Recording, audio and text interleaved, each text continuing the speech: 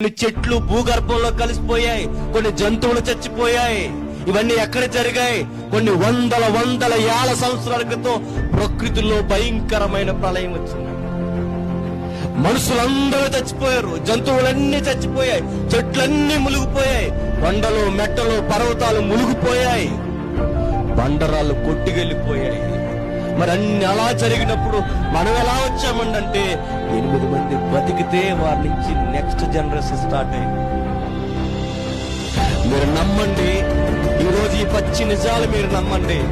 మీరు నమ్మితే, మీరు నమ్మి విశ్వసిస్తే యేసు రాకడ క్రైస్తవులకి దమ్ముడు అన్నవాడు ఒకడు ఉన్నాడా? చరిత్రలో జలప్రలయం అనేది నిజంగా వచ్చిందా? ప్రమాదం అనేది జరిగిందా? ఇది నిజమా అబద్ధమని సైన్స్ అడుగుతారో, చరిత్రను అడుగుతారో, ఏ గ్రంథాలను అడుగుతారో అడగండి. ప్రతి ఒక్కరూ ఏకదాటిని చెప్పేది ఒకే ఒక్కటి, ఈ భూమండలం మీద ఒకరోజు జలప్రలయం వచ్చింది. ఈ ప్రపంచాన్ని కుమ్మేసిన రోజు ప్రళయం వచ్చింది. నోవహు దినముల్లో ఎలా అయితే జరిగిందో ప్రపంచం యొక్క పోకడ అట్లానే ఉంటుందన్నమాట.